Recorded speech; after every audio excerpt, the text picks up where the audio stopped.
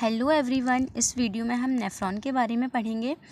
तो नेफ्रॉन क्या होता है? Structural and functional unit of kidney होता है। मतलब हमारी जो पेयर ऑफ किडनीज़ होती हैं वो बहुत सारे नेफ्रॉन से मिलकर बनी होती हैं। नेफ्रॉन करता क्या है?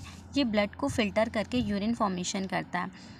तो नेफ्रॉन के स्ट्रक्चर को समझने के लिए इसको हम दो पार्ट में डिवाइड करते हैं, रीनल कॉर्पसल जिसको मैल्पीजियन कॉर्पसल भी कहते हैं और रीनल ट्यूब्यूल्स। तो रीनल कॉर्पसल जो है वो दो स्ट्रक्चर से मिलकर बना होता है, ग्लोमेरुलस और वोमन्स कैप्सूल। और रीनल ट्यूब्यूल्स में कौन कौन से ट्यूब्स आते हैं? पीसीटी, लूप ऑफ हेनले और डीसीटी। अब इसी को हम डायग्राम में देख लेते हैं। तो ये जो दिख रहा है ये नेफ्रॉन का डायग्राम है। इसमें सबसे पहले हमको क्या दिख रहा है? एक ये आर्टरी दिख रही है जिसको एफेरेंट आर्टीरियोल कहते हैं। एफेरेंट आर्टीरियोल क्या होता है? हमारी जो किडनी होती हैं उसको सप्लाई करने वाली जो आर्टरी होती है उसको क्या कहते हैं? रीनल आर्टरी कहते हैं। अब रीनल आर्टरी जो है वो बहुत सारी ब्रांचेस में डिवाइड करती है जिसको हम कहते हैं एफेरेंट आर्टीरियोल। अब ये एफेरेंट आर्टीरियोल नेफ्रॉन में आता है और यहाँ पे ये गुच्छा टाइप का बना लेता है, टफ्ट ऑफ कैपिलरीज जिसको कहते हैं, उसको क्या कहते हैं? ग्लोमेरुलस कहते हैं। अब ये जो टफ्ट ऑफ कैपिलरीज बना ली इसको ग्लोमेरुलस, और यहाँ से एक आर्टरियोल बाहर की तरफ जाती है जिसको एफेरेंट आर्टीरियोल कहते हैं। ठीक है, तो जो अंदर की तरफ आ रही है उसको एफेरेंट आर्टीरियोल कहते हैं, बीच में जो है उसको ग्लोमेरुलस कहते हैं, और जो बाहर की तरफ जा रही है उसको एफेरेंट आर्टीरियोल कहते हैं। अब इसके आगे देखेंगे हम, ये जो हमको कप शेप स्ट्रक्चर दिख रहा है इसको वोमन्स कैप्सूल कहते हैं। ठीक है, तो ये जो गुच्छा टाइप का स्ट्रक्चर इसको ग्लोमेरुलस बोल दिया हमने, और ये जो कप शेप का स्ट्रक्चर है इसको वोमन्स कैप्सूल बोल दिया। अब इन्हीं दोनों को मिलाकर हम क्या कहते हैं? रीनल कॉर्पसल कहते हैं। Glomerulus plus woman capsule renal corpuscle कहलाता है। अब आगे देखेंगे तो हमको ये ट्यूब्स दिख रहे हैं कुछ। तो ये जो ट्यूब दिख रहा है हमको जो वोमन कैप्सूल के पास में है इसको पीसीटी कहते हैं, मतलब प्रॉक्सिमल कॉन्वोल्यूटेड ट्यूब्यूल। और ये जो बीच में हमको ट्यूब दिख रहा है इसको हेनलीज लूप कहते हैं, और ये जो हमको वोमन कैप्सूल के दूर वाला जो दिख रहा है इसको हम डीसीटी मतलब डिस्टल कॉन्वोल्यूटेड ट्यूब्यूल कहते हैं क्योंकि ये इससे दूर है। और इसके बाद ये जो हमको बड़ी डक्ट दिख रही है इसको कलेक्टिंग डक्ट कहते हैं। ठीक है, अब यहाँ पे जो लूप ऑफ हेनले होता है उसके भी दो पार्ट होते हैं, एक तो असेंडिंग एक डिसेंडिंग। तो ये जो नीचे की तरफ जा रहा है इसको डिसेंडिंग कहते हैं, और ये जो ऊपर की तरफ जा रहा है इसको असेंडिंग कहते हैं। तो ये descending part of loop of Henle और ये ascending part of loop of Henle हो गया। ठीक है, इसके बाद अब हम बात करेंगे कि ये इसको मतलब यूरिन को फिल्ट्रेशन कैसे करता है। यूरिन फिल्ट्रेशन की जो प्रोसेस होती है वो अलग वीडियो में बताई जाएगी।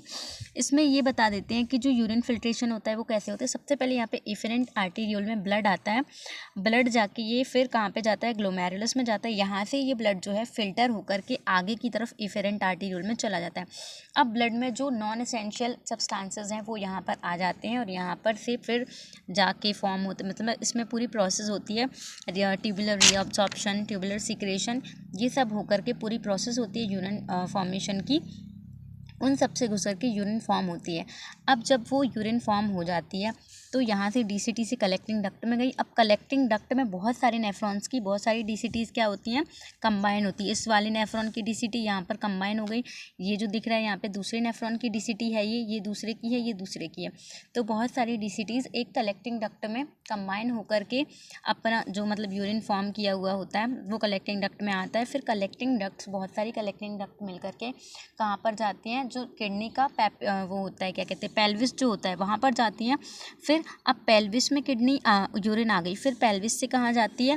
पेल्विस से जाएगी यूरेटर में, यूरेटर से जाएगी यूरिनरी ब्लैडर में, फिर यूरेथ्रा में, और देन एक्सक्रीट हो जाएगी।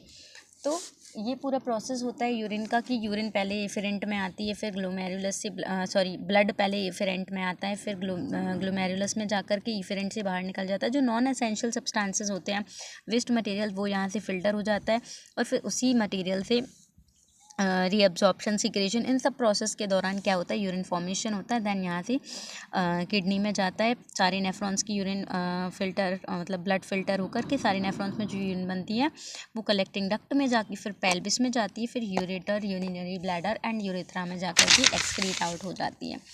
तो हमने इस वीडियो में देख लिया कि स्ट्रक्चर क्या होता है नेफ्रॉन का। एक बार शॉर्ट में बता देते हैं कि नेफ्रॉन दो पार्ट्स में डिवाइडेड है। एक तो रीनल कॉर्पसल, एक रीनल ट्यूब्यूल। तो रीनल कॉर्पसल में ग्लोमेरुलस और वुमेन्स कैप्सूल आता है और रीनल ट्यूब्यूल्स में पीसीटी, डीसीटी और लूप ऑफ हेनले आता है। लूप ऑफ हेनले की भी दो टाइप्स होते हैं, descending loop of Henle and ascending loop of Henle. अब ये जो सारे ट्यूब्यूल्स की डीसीटीज होती हैं वो कलेक्टिंग डक्ट में जाके कंबाइन करती हैं और कलेक्टिंग डक्ट्स मिलकर के कहाँ पर खुलती हैं, पेल्विस में खुलती है। फिर पेल्विस से जो यूरिन है वो यूरेटर के थ्रू यूरेथ्रा तक जाकर बाहर एक्सक्रीट आउट हो जाता है। अब एक चीज़ और है कि इसमें जो हमारा ये रीनल कॉर्पसल जो है और जो हमारा पीसीटी है और ये जो डीसीटी है ये सारे रीनल कॉर्टेक्स में होते हैं और ये जो लूप ऑफ हेनले और कलेक्टिंग डक्ट है ये रीनल मेडुला में लाई करते हैं।